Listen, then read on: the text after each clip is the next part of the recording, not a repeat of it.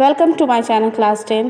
आज हम लोग हेरिडिटी एंड इवोल्यूशन के एनसीईआरटी सॉल्यूशन देखेंगे और उस आधार पर देखेंगे जिस आधार पर मैंने इससे पहले का वीडियो डाला है, टिप्स फॉर द एग्ज़ाम 2022। इस बार जो एग्ज़ाम पैटर्न है, आपका बोर्ड का एग्ज़ाम होने वाला है, आप लोगों को मालूम है कि chapter life processes and how organism are reproduce, ये दोनों चैप्टर से ऑब्जेक्टिव्स क्वेश्चन रहेंगे जो टर्म 1 के सिलेबस थे, और टर्म 2 का जो सिलेबस था heredity and evolution and our environment.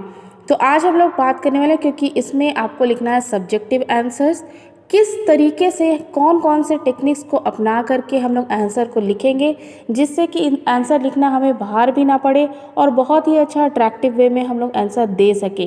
क्योंकि ये दोनों जो चैप्टर है heredity and evolution and our environment, इसमें बहुत ज़्यादा फिगर नहीं है, इसलिए मार्क्स गेनिंग अगर करनी है आपको एग्ज़ाम में तो आपको कुछ ना कुछ फिगर, सिंबल, ये सारी चीज़ें ऐड करनी होती है। तो किस तरीके से आप फिगर ना रहते हुए भी फिगर ऐड कर सकते हैं, या फिगर नहीं बन सकता है तो किस तरह से पॉइंट बनाकर उनको अच्छे से हम लोग लिख सकते हैं, रिप्रेजेंट कर सकते हैं किसी आंसर को, उसको हम लोग इस वीडियो में देखने वाले हैं।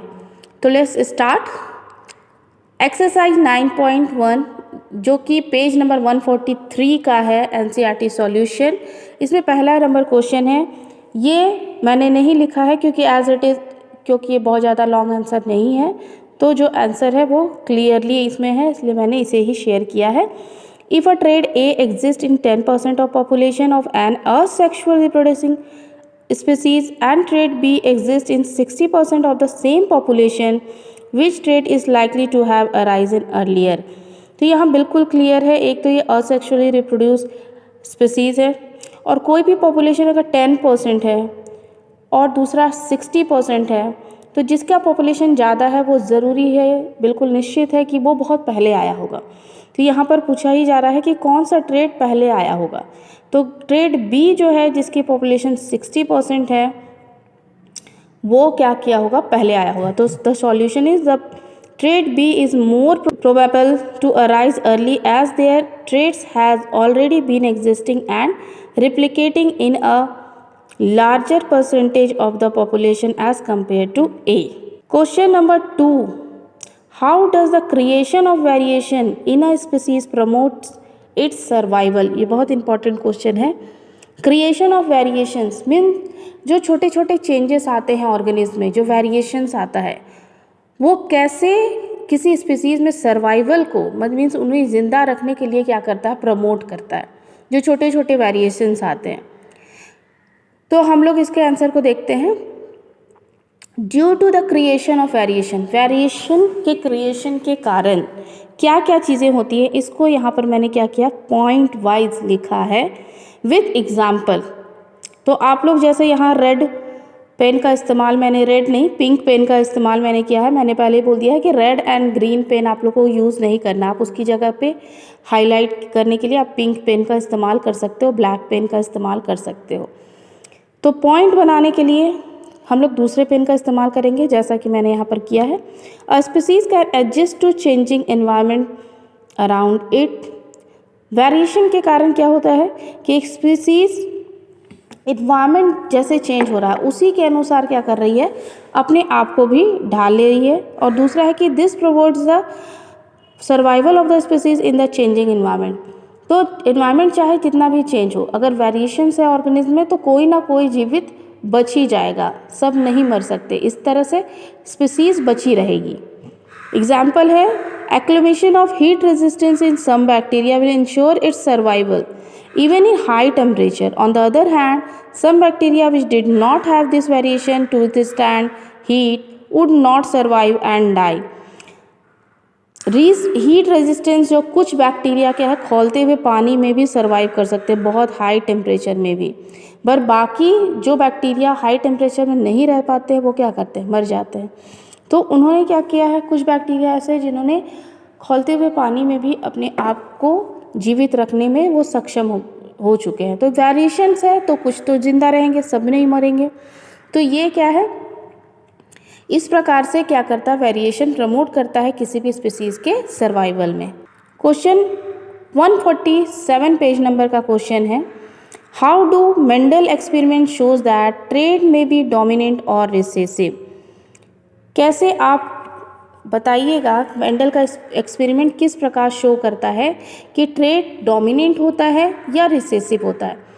तो इसके लिए आप लोगों को बस टू द पॉइंट लिखना है, ठीक है। Mendel showed that the trait can be dominant or recessive through its experiment that focused on monohybrid cross। तो मोनोहाइब्रिड का क्रॉस जो था मेंडल का, उस पर फोकस करके ये बताया गया है कि ट्रेट जो है वो रिसेसिव होता है या dominant. The experiment involve him crossing toll pea plant with dwarf P plant. Alleles मैंने ब्रैकेट में लिख दिए हैं, ज़्यादा कुछ लिखने की ज़रूरत नहीं है, इतना शो करेंगे एनफ होगा। उसके बाद आप फिगर ड्रॉ कर दीजिए, एक टॉल प्लांट और एक ड्वार्फ प्लांट, क्रॉसिंग कराइए, क्रॉसिंग को मैच कराइए और सारी चीज़ों को लिखिए जिस तरह से यहाँ पर लिखा हुआ है। F1 जनरेशन में क्या आया है, ऑल प्लांट क्या है, टॉल हुए हैं, तो सबको लंबा हम लोग दिखा दिए फिगर के थ्रू, ठीक है। ये फिगर आप मैंने ब्लैक से बनाया, आप कोई और कलर से भी बना सकते हो। और according to the first law of Mendel, बहुत क्लियर नहीं दिख रहा है फिर भी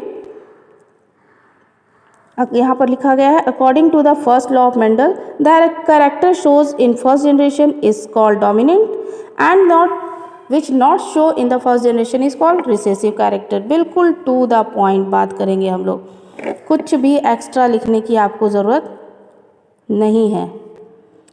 अभी ये आंसर कंप्लीट नहीं हुआ है। The Mendel self cross the first generation P plant, उसके बाद आप सेल्फ क्रॉस्ड को भी इसमें दिखाइए कि कैसे जो F1 जनरेशन में आए हुए प्लांट्स था उनका सेल्फ क्रॉस कराया गया, क्योंकि उनके एलील्स क्या है, हेटेरोजाइगस है, एक कैपिटल टी है एक स्मॉल टी है। तो फिर F2 जनरेशन में 3 टॉल प्लांट और एक ड्वार्फ प्लांट आया और उनका रेशियो था 3:1।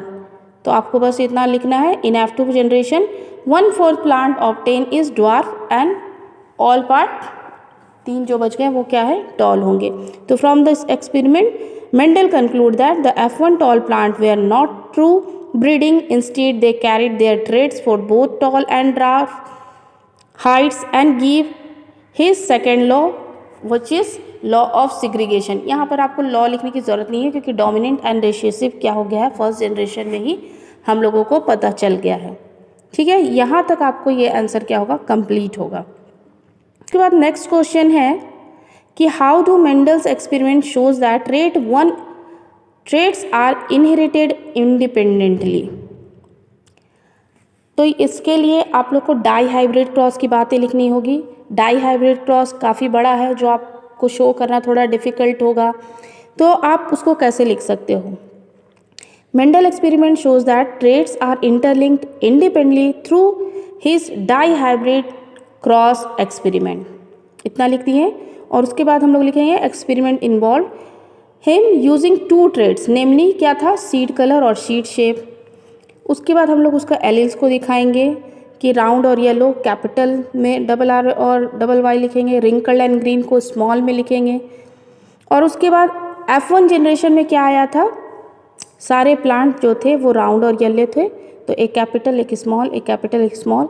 और फिर आप बताइए कि F2 जनरेशन में जब हुआ, आपको पूरा नहीं क्रॉस करना है, कि F2 जनरेशन में जब हम लोगों ने इसकी सेल्फ क्रॉसिंग कराई तो क्या रेशियो आया, 9:3:3:1 रेशियो आया। राउंड और येलो 9 आए, राउंड और ग्रीन 3 आए, रिंकल्ड और येलो 3 आए और रिंकल्ड और ग्रीन 1 आए।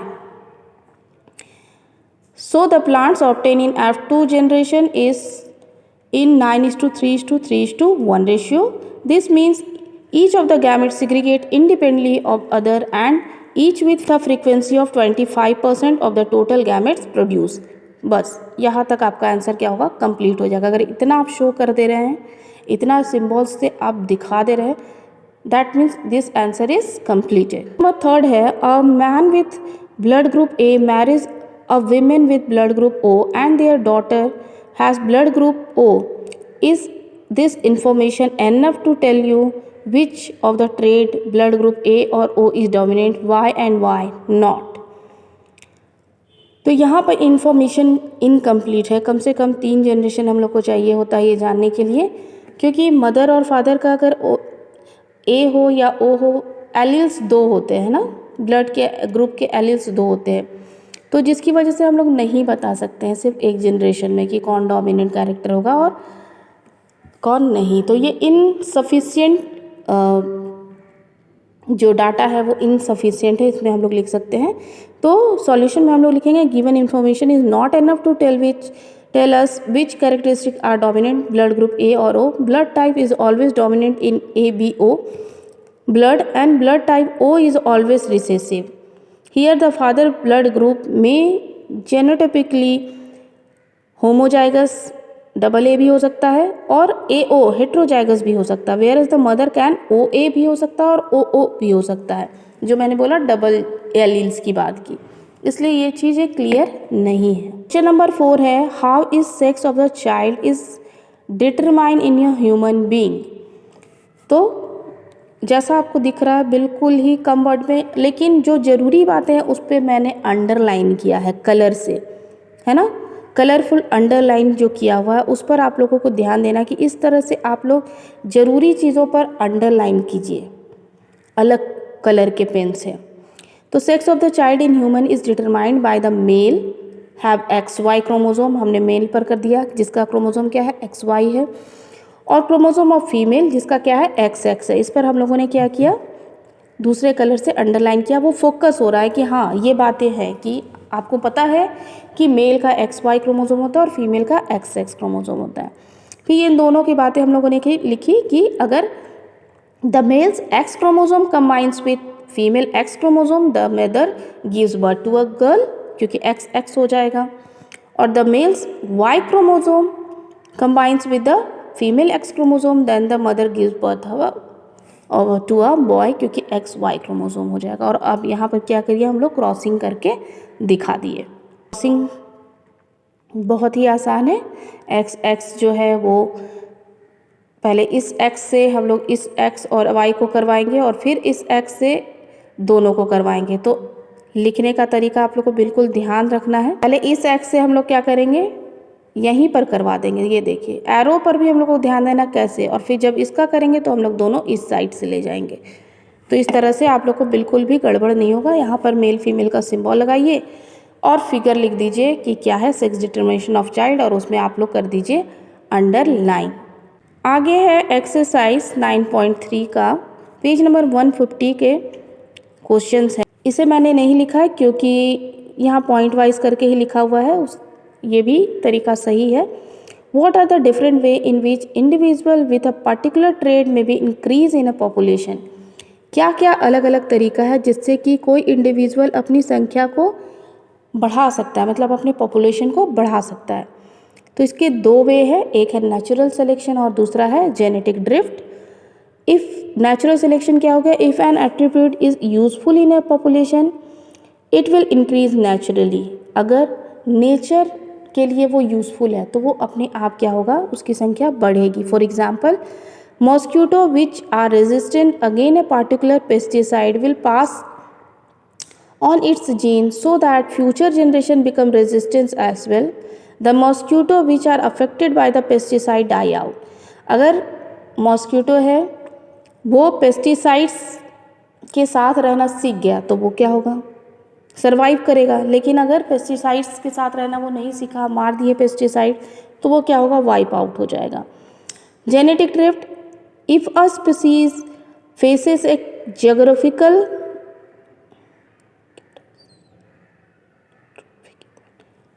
focus catastrophic events where the most of the population is wiped out, the surviving population can pass on their traits to the following generation. This may result in rise of a attribute within the population. Means कि अगर कोई event हो रहा है और सारी species क्या हो रहे हैं, ख़त्म हो जा रहे हैं, मतलब स्मॉल पॉपुलेशन में सारे स्पीसीज़ क्या हो रहे हैं, ख़त्म होने के चांसेस ज़्यादा हैं in comparison of large population. तो लार्ज पॉपुलेशन में हमारे बचने के चांसेस क्या है, ज़्यादा है। तो अगर लार्ज पॉपुलेशन होगा तो हमारा संख्या भी क्या होगा, इंक्रीज़ करेगा। सेकंड नंबर क्वेश्चन है why are trait acquiring during the life time of an individual is not inherited. Acquired character जो हम लोग जन्म के बाद जो कैरेक्टर्स हम लोग क्या करते हैं अपने एनवायरनमेंट से गेन कर रहे हैं वो इनहेरिट नहीं होता, क्योंकि उसकी इन्फॉर्मेशन हमारे जीन में नहीं होते, है ना। चूहा की पूंछ वाला एग्जाम्पल इसमें हमेशा आप लोग को याद रखना है। तो सॉल्यूशन क्या होगा, traits acquired during life time can not be inherited for successive generation as the changes do not reflect in the DNA of the germ cells. क्योंकि ये जो हम लोग का कैरेक्टर एक्वायर्ड कैरेक्टर है उसका DNA से हमारी जीन से कोई लेना देना नहीं है। For instance a football player can not pass on his skill to his offspring as they are limited to non-reproductive cells only। जब तक कि एक फुटबॉलर है अगर वो फुटबॉल खेलने का कैरेक्टर उनका जीन से रिलेटेड नहीं है तो वो इनहेरिटेड नहीं होगा। अगर उसने सीखा है एनवायरनमेंट से सीखा है तो उसके DNA में ये कैरेक्टर नहीं जाएगा, वो अपने ऑफस्प्रिंग को ये ट्रांसफ़र नहीं कर सकता। नंबर 3 है why are the small number of surviving tigers a cause of worry from the point of view of genetics. बाघों की घटती संख्या जेनेटिक्स के हिसाब से चिंता का विषय क्यों है। इसको हम लोग पॉइंट वाइज करके लिखेंगे। देखो पॉइंट में मैंने अलग कलर पॉइंट करने के लिए यूज़ किया है, एग्जाम्पल को लिखने के लिए अलग कलर यूज़ किया है। जहाँ आप फिगर नहीं ड्रॉ कर सकते, कुछ नहीं कर सकते, तो आप इस तरीके से अपने आंसर को दिखा सकते हैं। From the point of view of genetics, a small number of surviving tiger is a cause of worry because of। तो बाघों की घटती संख्या जेनेटिक्स के हिसाब से क्या है, चिंता का विषय है। क्यों? पहला पॉइंट है आपका as the size of tiger population decreases the genetic pool of the species decreases too. जैसे जैसे बाघों की संख्या घटती है जेनेटिक पूल का साइज भी घटता है किसी भी स्पीसीज का। दूसरा पॉइंट है this result in a limitation on the variation which will be introduce with in the genetic makeup of the tiger. अब बाघों की अगर घट रही है संख्या तो उनमें वेरिएशंस भी तो कम आएंगे, और वेरिएशन अगर कम आएंगे तो जाहिर सी बात है कि उस स्पीसीज के बचने के चांसेस भी और कम हो जाएंगे। तीसरा पॉइंट है this lack of variation will result in serious implication. ये जो वेरिएशंस कम हो रहा है इसका अर्थ है कि बाघों की संख्या जल्द ही खत्म होगी, है ना। For example if an illness spread within the tiger population it can potentially wipe out the whole population possibly causing their extinction. Example है कि अगर बाघ की संख्या कम है और उनमें किसी तरह की बीमारी लग गई तो अधिकतर चांसेस क्या है कि सारे बाघ क्या होंगे, ख़त्म हो जाएंगे, एक्सटिंक्ट हो जाएंगे। ये स्पीसीज ही क्या होगा, एक्सटिंक्ट हो जाएगा। पेज नंबर 151 के एक्सरसाइज देखिए। पहला number what factor could lead to the rise of a new species. यहाँ पॉइंट वाइज लिखा हुआ, मैंने इसलिए अलग से नहीं लिखा।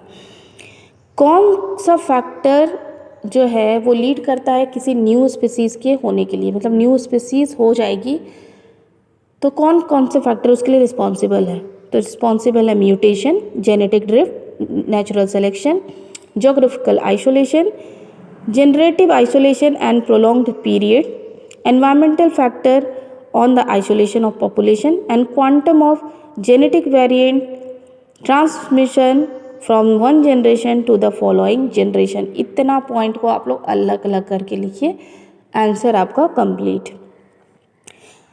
सेकेंड नंबर क्वेश्चन है will geographical isolation be a major factor in the speciation of self pollinating plant species, why और वाई नॉट। यहाँ आपको क्वेश्चन को बहुत अच्छे से समझना है।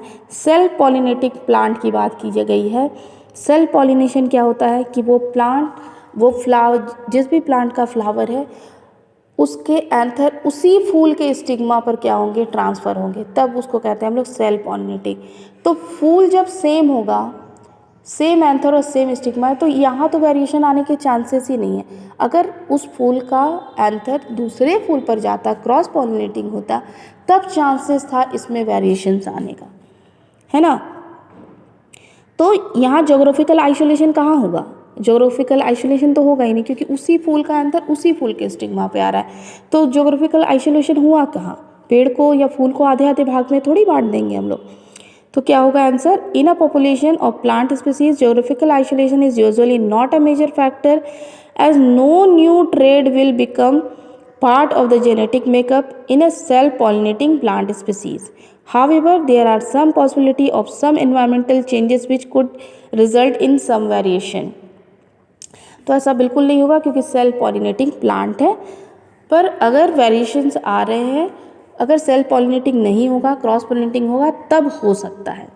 तीसरा नंबर क्वेश्चन है, will geographical isolation be a major factor in a speciation of a organism that reproduce asexually, why and why not. और फिर से बात की गई है असेक्सुअली रिप्रोडक्शन हो रहा है, मीन्स एक सिंगल जीव ही कट रहा है, बट रहा है, या किसी प्रोसेस से असेक्सुअल रिप्रोडक्शन के प्रोसेस से क्या कर रहा है, अपने नए ऑफस्प्रिंग को बना रहा है, तो उसमें भी वेरिएशंस की, या उसमें भी ज्योग्राफिकल आइसोलेशन कहाँ आया, है ना।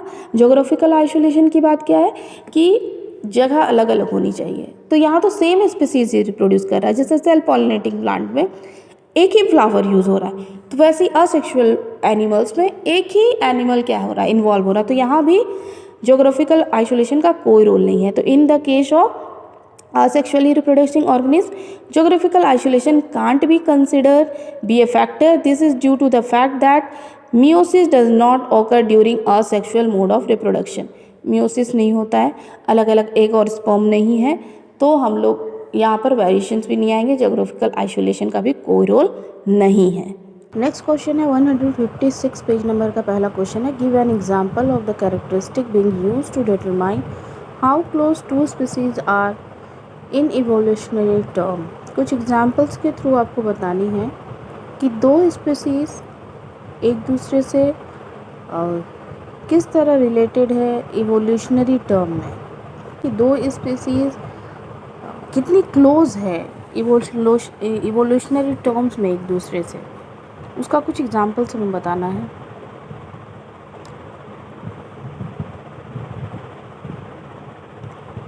आपको एग्जाम्पल देना है इसमें कि किस प्रकार से दो स्पीसीज़ काफ़ी क्लोज होती है इन इवोल्यूशनरी टर्म्स में, मतलब इवोल्यूशन के टर्म में दो स्पीसीज़ भी काफ़ी क्लोज रिलेशनशिप रहा होगा, ऐसा हम लोग कैसे कर सकते हैं, इसका कुछ एग्जाम्पल देना है हमें। तो इस आंसर को मैंने पॉइंट वाइज किया है, क्योंकि जो इम्पोर्टेंट पॉइंट्स है उसको पॉइंट्स करके ही हमें लिखनी चाहिए, और इसके लिए फिर मैंने दूसरे पेन का इस्तेमाल किया है, आप लोग देख सकते हैं। The changes in DNA during reproduction are mainly responsible for evolution. जाहिर सी बात है कि रिप्रोडक्शन के समय में DNA में जो चेंजेस आ रहे हैं, मीन्स वेरिएशन जो आ रहा है, वही रिस्पॉन्सिबल है इवोल्यूशन के लिए। दूसरी बात कही जा रही है कि the changes in the DNA of any two species are less, the two species are quite close to one another in evolutionary terms. अगर दो लोगों के DNA सीक्वेंसेस जो हैं वो कम सिमिलर है, लेस सिमिलर है, तो हम लोग कह सकते हैं कि वो लोग एक दूसरे से क्लोज रिलेशनशिप में नहीं रहे होंगे, मीन्स उनका इवोल्यूशन थोड़ा इवोल्यूशनरी टर्म में वो थोड़े दूर के रहे होंगे, फार रिलेशनशिप है उनमें। But when the changes in DNA of two species are much more than the two species will be apart from one another in evolutional term. Means अगर दो ऑर्गेनिज्म के DNA सीक्वेंसेस काफ़ी मिलते जुलते हैं, तो हम ये बात कह सकते हैं कि दोनों में काफ़ी क्लोज रिलेशनशिप रहा होगा, और हो सकता है कि दूसरे ऑर्गेनिज्म से ही, एक ऑर्गेनिज्म से ही दूसरे ऑर्गेनिज्म का इवोल्यूशन हुआ हो। For example, DNA of human being and chimpanzee are similar to each other is about 96.6%। Human being और चिंपैंजी का जो DNA है वो 96.6% एक दूसरे से सिमिलर है। This means that these two species shared a common ancestors years ago. इसका मतलब हम लोग कह सकते हैं कि हो सकता है कि इन दोनों स्पीसीज का जो एंसेस्टर रहा वो कॉमन रहा हो काफ़ी साल पहले। क्लियर? नेक्स्ट क्वेश्चन है, can the wing of butterfly and the wing of bat can be considered as homologous organ, why and why not? तो इसका सिंपल सा जवाब है कि विंग्स ऑफ बटरफ्लाई और विंग्स ऑफ बैट दोनों उड़ने का काम करते हैं, मीन्स दोनों के फंक्शन सिमिलर है, बट अगर स्ट्रक्चरली उन्हें देखा जाए तो वो डिफरेंट है, और जिस ऑर्गन का स्ट्रक्चर डिफरेंट होता है और फंक्शन सिमिलर होता है उसे हम लोग होमोलोगस नहीं एनालोगस ऑर्गन कहते हैं। ठीक है, बस यही चीज़ आपको लिख देनी है। The wings of butterfly and the wings of bat cannot be considered homologous organ as they do not share the common ancestor, दो even though both structure aid in flying, they have evolved separately. To prove this, the wings of a butterfly are composed of two continuous membranes.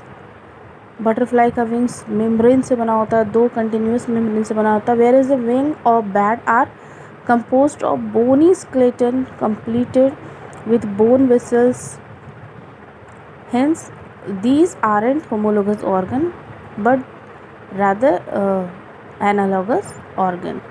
तो butterfly का wings जो है उसमें membrane है बस, है ना, कंटिन्यूसली मेम्ब्रेन है, बट कि बैट में पर्टिकुलरली बोन्स पाए जाते हैं, जैसे कि ह्यूमन बींग्स के लिम्स में या एम्फीबियंस के लिम्स में पाए जाते हैं, उस तरह का स्ट्रक्चर बैट का है।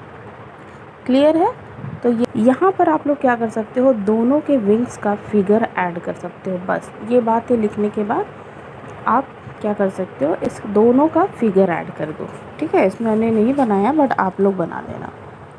क्वेश्चन नंबर 3 है, what are fossils, what do they tell us about the process of evolution. Fossils क्या है और ये इवोल्यूशन के बारे में क्या कहते हैं। एक और क्वेश्चन है, क्वेश्चन नंबर 159 का, explain the importance of fossils in deciding evolutionary relationship. दोनों में ही फॉसिल्स का जिक्र किया गया है और दोनों में ही इवोल्यूशन से के रिलेशन के बारे में बात की गई है, इसलिए इन दोनों का आंसर आप सेम लिख सकते हैं, आपको अलग अलग याद करने की ज़रूरत नहीं है, इसलिए मैंने दोनों क्वेश्चंस को यहाँ पर लिखा हुआ है। तो क्वेश्चन नंबर 3 के अनुसार फॉसिल्स क्या है, तो fossils the remains of dead animal और plant that lived in remote past are known as fossils.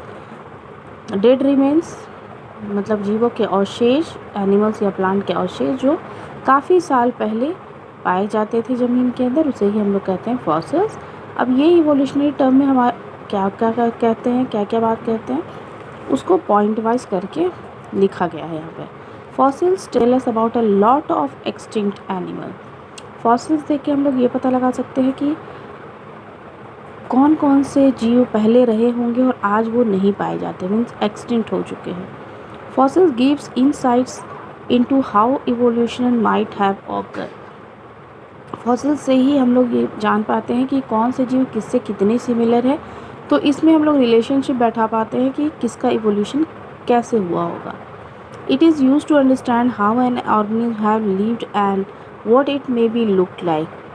ये भी बताता है कि कैसे पहले के ऑर्गेनिज्म कैसे रहते थे और कैसे दिखते थे। By the study of fossils, we can correlate with fossils as well as extinct organisms to understand their relationship. तो आज के ऑर्गेनिज्म के बारे में भी हम लोग जानते हैं और जो ऑर्गेनिज्म एक्सटिंक्ट हो गए थे उसके बारे में भी हम लोग जानते हैं, और उनके रिलेशनशिप उन दोनों के बीच में मतलब कितनी सिमिलैरिटी है, उनके फॉसिल्स में कितनी डिसिमिलैरिटी है, ये सब स्टडी करके हम लोग उनके बीच में रिलेशनशिप बैठा पाते हैं।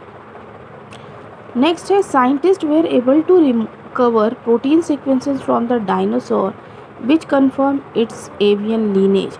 साइंटिस्ट जो है वो डायनासोर का डीएनए सीक्वेंस भी कवर करने में जो उनका प्रोटीन सीक्वेंस है जिससे कि उनके डीएनए का पता चलता है, उसमें भी उन्होंने सफलता हासिल कर ली थी, और तभी हमें पता लगा कि जो डायनासोर से कुछ में विंग्स भी पाए जाते थे।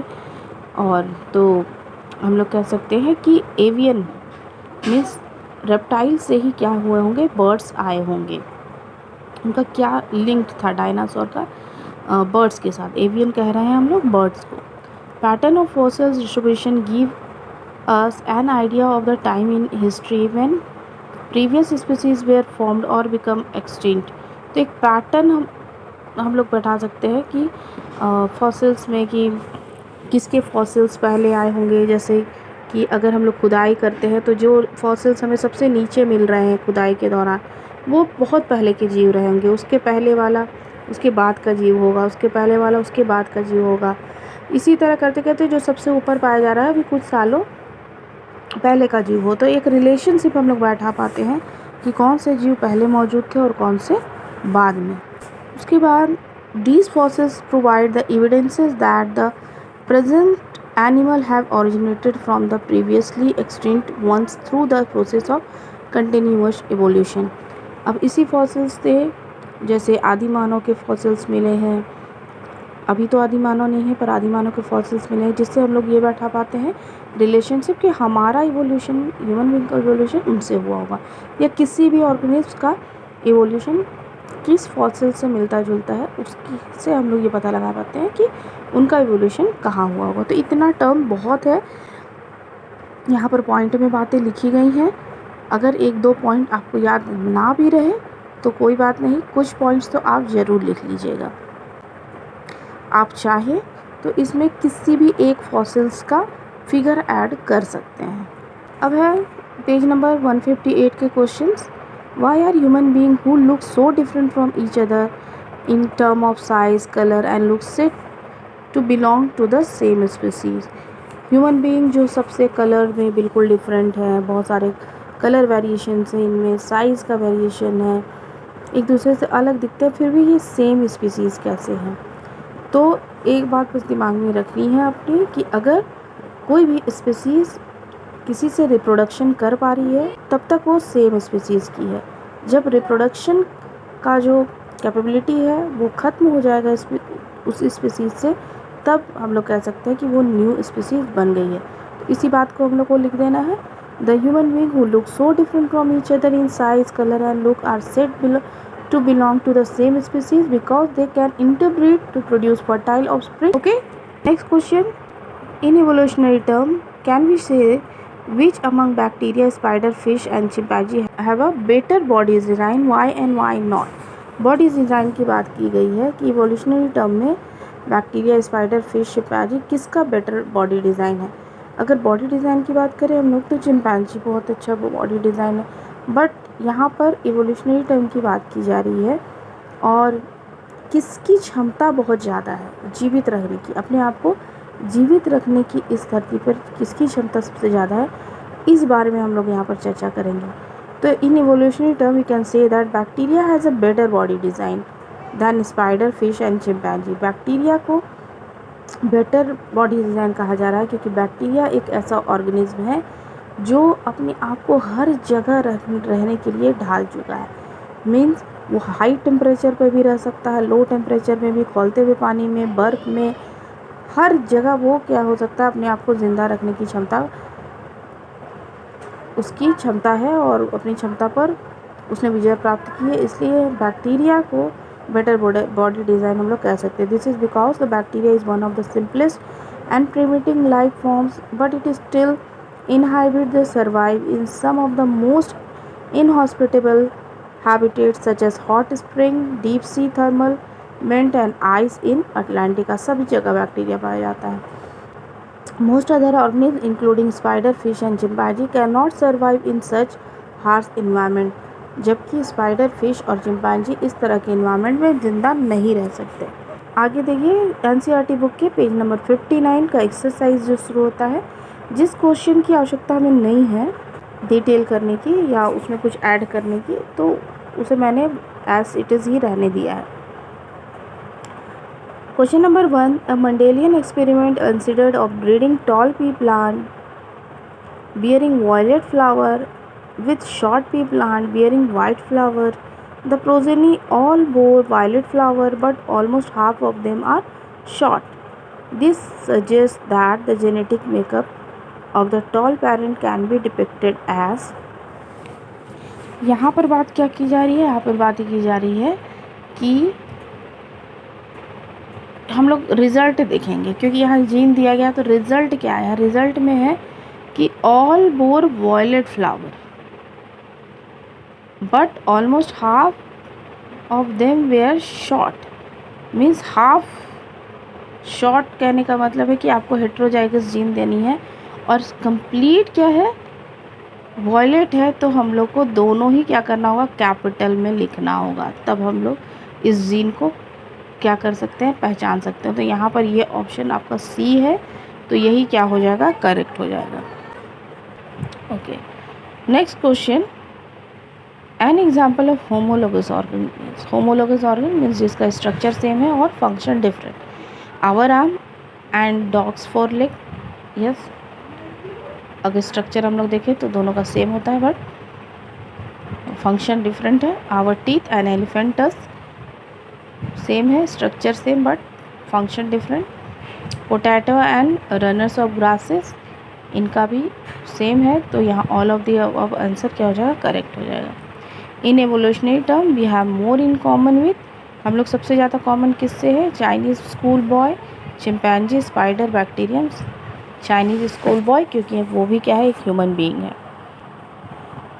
Question number 4, a study found that children with light coloured eye are likely to have parent with light coloured. On this basis, can we say anything about whether the light eye color trait is dominant or recessive, why or why not? मैंने जब हम लोग blood group वाला question किया था उसमें बताया था कि किसी भी कैरेक्टर का डोमिनेंट है या रिसेसिव है ये जानने के लिए हम लोग को कम से कम 3 जनरेशन की स्टडी करनी होती है। अगर 3 जनरेशन की स्टडी हम नहीं कर रहे हैं तो हम ये बात को नहीं बोल सकते हैं surely. So, what is the answer? Just on the basis of this statement, the statement that children with light colored eye are likely to have parent with a light colored eye, we cannot say whether the light eye color trait is dominant or recessive. This is because copies of the trait are inherited from both the parents. दोनों से ही gene आया है, दोनों parents से ही gene आया है। And unless we know the nature of the two eye color traits, we cannot tell which is dominant and recessive. जब तक हम लोग दोनों पेरेंट्स का कलर नहीं जानेंगे तो ये नहीं बात जान पाएंगे कि कौन रिसेसिव है कौन dominant. Recessive trait appear only when both the parent contributed recessive gene. From the statement given here we can only presume that both the parent are contributive recessive gene. तो हम लोग इसमें श्योर नहीं है, खैर इस तरह के क्वेश्चन मुश्किल से ही आते हैं। आगे जो इम्पोर्टेंट क्वेश्चन है 159 पेज नंबर का 5th नंबर है, how are the area of study evolution and classification interlinked. Evolution और क्लासिफिकेशन एक दूसरे से किस प्रकार जुड़े हुए हैं। 2 इम्पॉर्टेंट पॉइंट है इसमें। Classification of organism is a reflection of their evolutionary relationships. Classification is based on the similarity and differences amongst organism. Classification अगर आपको याद होगा क्लास 9th में हमने पढ़ा था, तो हर ऑर्गेनिज्म को उनके कैरेक्टर्स के हिसाब से क्या किया गया था, डिवाइड किया गया था। जो जितना सिमिलर कैरेक्टर था वो एक ग्रुप में रहा और जितना डिफरेंट कैरेक्टर था वो अलग अलग ग्रुप में चले गए। और यहाँ इवोल्यूशनरी टर्म में भी हम लोग सिमिलैरिटी देखते हैं और उनसे ही इवोल्यूशनरी रिलेशनशिप बैठाते हैं, और जो दूर के रिलेशन के होते हैं जो नहीं मिलते हैं, डिसिमिलैरिटी देखी जाती है, वो क्या होते हैं इवोल्यूशनरी टर्म्स में काफ़ी दूर के रिलेशन में होते हैं। इस बात को हम लोग यहाँ पर लिखेंगे, the more characteristic two organism have in common the more closely they are related. 2 characteristic अगर 2 ऑर्गेनिज्म में कॉमन है तो वो क्लोजली रिलेटेड होंगे एक दूसरे से। And the more closely they are related the more recently they will have had a common ancestor। और जितना वो क्लोजली रिलेटेड होंगे उतना रिसेंटली क्या हो सकते हैं, दोनों के एंसेस्टर कॉमन हो सकते हैं इवोल्यूशनरी चेन में। ठीक है। सेकंड क्वेश्चन है, the more difference in characteristic of 2 organism the more remotedly they are related. Means जितना भी 2 ऑर्गेनिज्म में डिफरेंस होगा उतना ही दोनों क्या होंगे, दूर के रिलेशन में होंगे।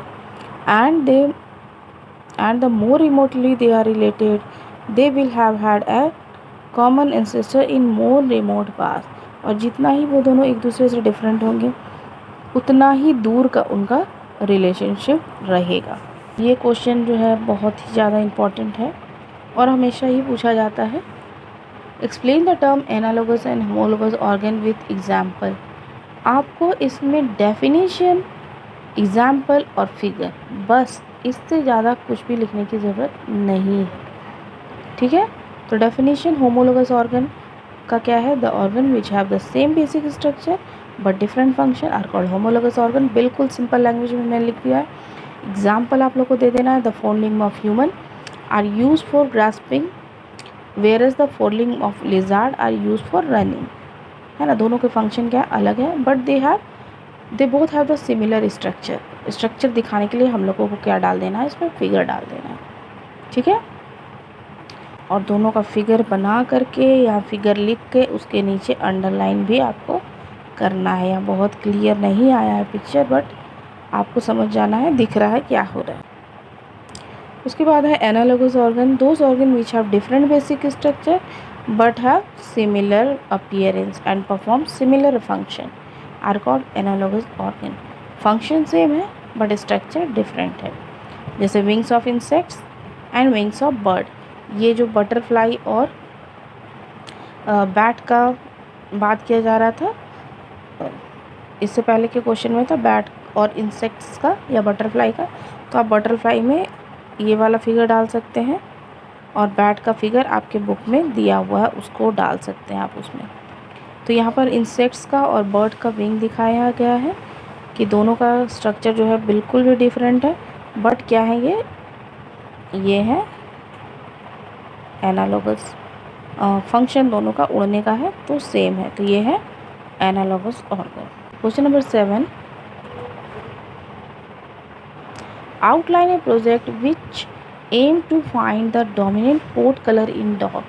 कुत्ते की खाल का कलर का आपको एक प्रोजेक्ट तैयार करना है, तो आप कोई भी कलर चुन सकते हैं। मैंने चुना है ब्लैक एंड ब्राउन, और डोमिनेंट कैरेक्टर मैंने ब्लैक को बनाया है, इसलिए ब्लैक को मैंने कैपिटल B लिखा है।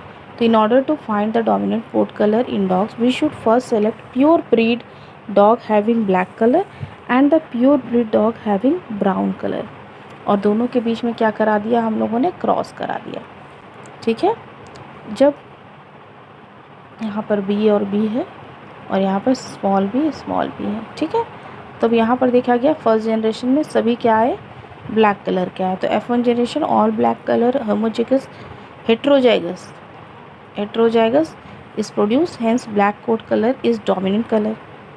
Interbreed between heterozygous dog in F2 generation, बिल्कुल सिंपल लैंग्वेज है। और जो आया है उसको फिर से इंटरब्रीड हमने किया, तो आप क्या पाया, 3 ब्लैक आया और 1 ब्राउन आया, तो फेनोटाइपिक रेशियो हो गया 3:1 और जेनेटिपिक रेशियो हो गया 1:2:1।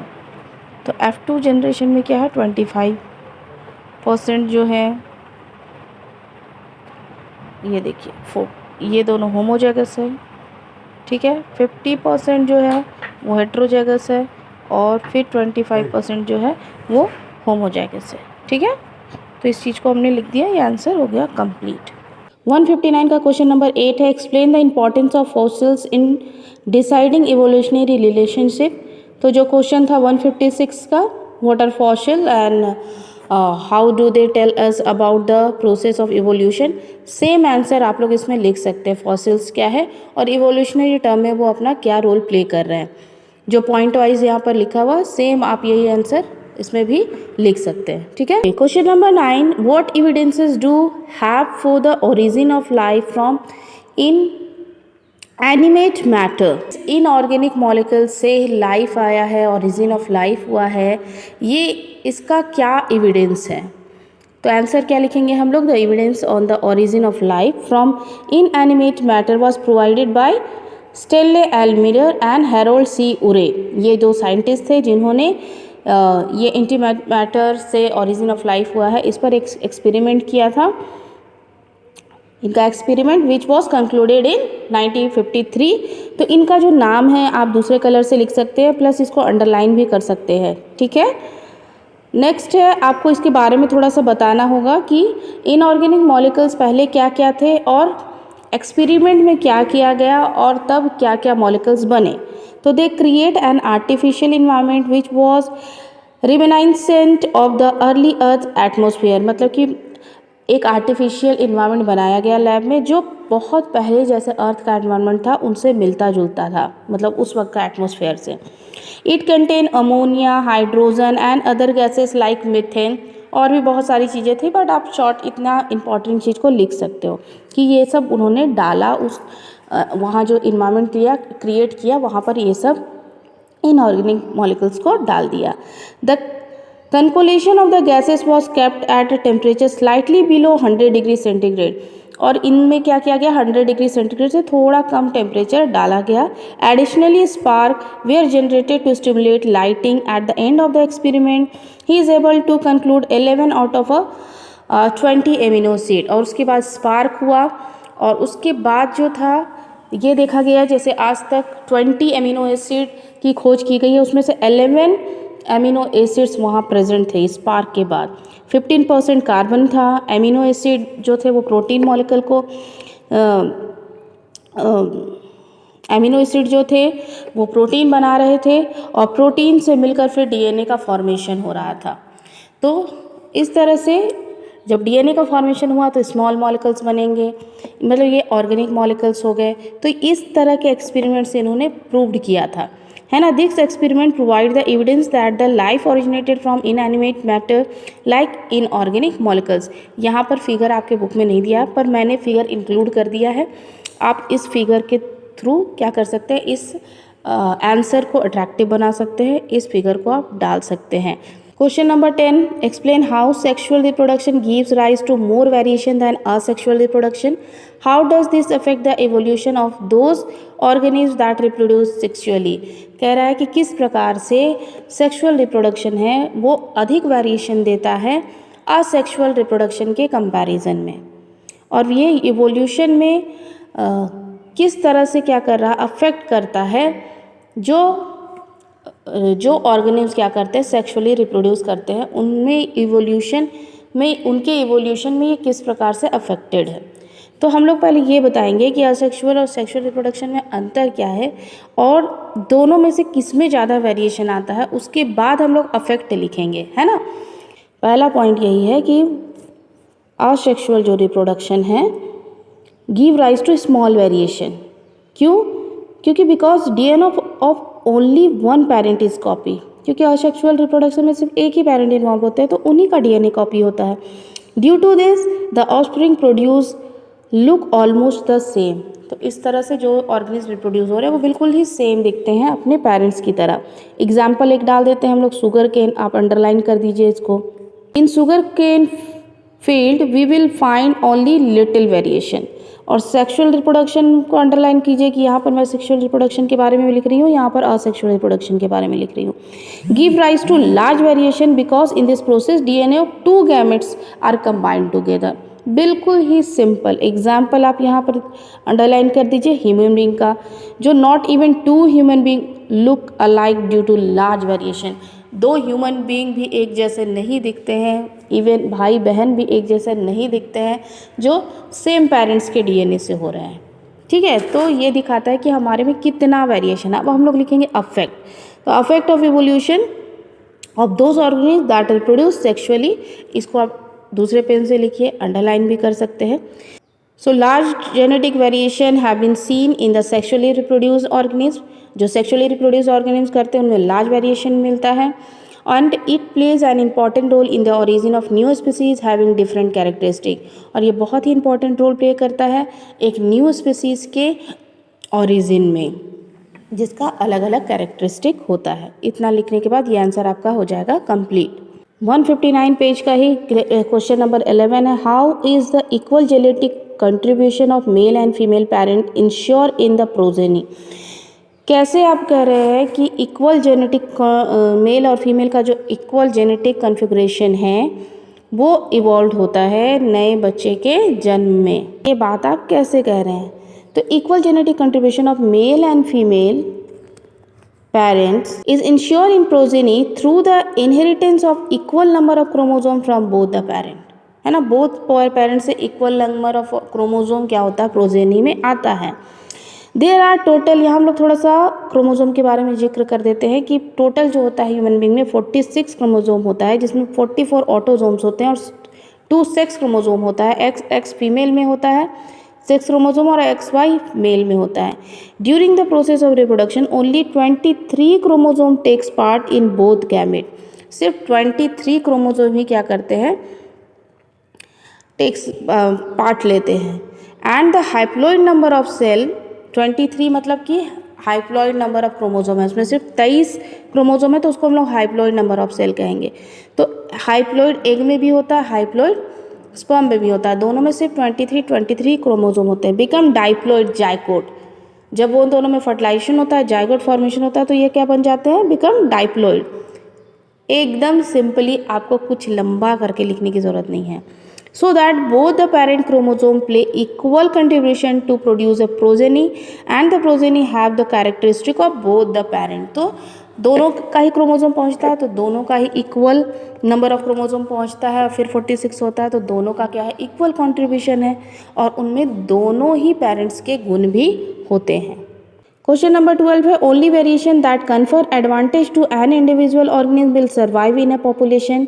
Do you agree with this statement, why और वाई नॉट। कहा जा रहा है सिर्फ वो वेरिएशन जो किसी ऑर्गेनिज्म को लाभ पहुंचाते हैं, वही उनके पॉपुलेशन में उनको जिंदा रखते हैं। या आप क्या इस स्टेटमेंट से एग्री हैं या नहीं हैं, अगर हैं तो क्यों, और नहीं हैं तो भी क्यों। तो आंसर है yes, only those variation that confer advantage to an individual organism will survive in a population. कोई ऐसा वेरिएशन आता है ऑर्गेनिज्म में जो फ़ायदेमंद है, जो उनके सर्वाइवल के लिए क्या कर रहा है, उनको हेल्प कर रहा है, वो क्या होगा, वो जो वेरिएशन है वो हमेशा रहेगा, है ना। यहाँ पर एग्जाम्पल के थ्रू समझाया गया है कि जैसे कि suppose there is a population of red beetles. ये देखिए पॉपुलेशन एक रेड बीटल्स का, यहाँ पर रेड बीटल्स ग्रीन बुशेस में है, इसी बात को यहाँ पर लिखा गया है। मैं एक बार पढ़ देती हूँ, उसके बाद यहाँ समझाती हूँ।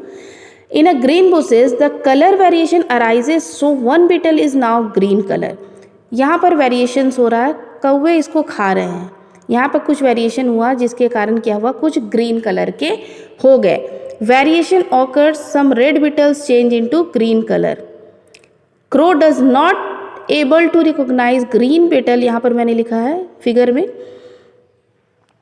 Crow does not able to recognize green beetle in green bushes and continue eating only red beetles।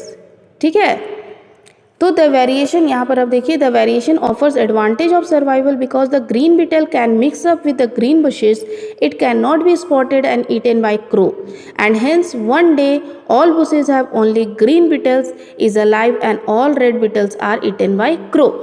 तो एक दिन क्या आता है, क्योंकि हरे रंग की झाड़ी में कौवे को सिर्फ लाल बीटल दिखता था, तो वो सिर्फ लाल बीटल खाता था, तो एक दिन ऐसा आया कि उस ग्रीन कलर की झाड़ी में सिर्फ ग्रीन बीटल ही बचा। तो ये जो ग्रीन कलर था, ये इनके लिए, इनका एडवांटेज था, इनके सर्वाइवल में इनको हेल्प किया, तो ये हमेशा क्या हुआ, वो अपने पॉपुलेशन को बढ़ा पाया। तो only green beetles is alive due to the his advantage of the green colour. इतना आप अगर फिगर में लिख देंगे तो ये आंसर क्या हो जाएगा, कंप्लीट हो जाएगा, और आपको क्या करना है, ये फिगर को ड्रॉ कर देना है अच्छे से कलरफुल दिखा के। यहाँ पर आप ग्रीन दिखाने के लिए ग्रीन कलर का इस्तेमाल फिगर में आप कर सकते हो। ठीक है, ये था बच्चों हमारा last question heredity and evolution chapter का। आई होप कि इस तरह से लिखना आपको समझ में आया होगा। फिर भी अगर किसी को दिक्कत है या प्रॉब्लम हुई तो प्लीज़ आप कमेंट कीजिए, मैं हर वो प्रॉब्लम को सॉल्व करने का कोशिश करूँगी जो भी आप लोग अभी फेस कर रहे हो। ठीक है, नेक्स्ट वीडियो हमारा रहेगा आवर इन्वायरमेंट चैप्टर के एनसीईआरटी सॉल्यूशन पे। और भी अगर क्वेश्चन का आंसर आप लोग चाहते हैं कि मैं भेजूँ तो आप मुझे कमेंट कर सकते हो, जो एक्स्ट्रा क्वेश्चंस होते हैं, है ना। Okay, thank you.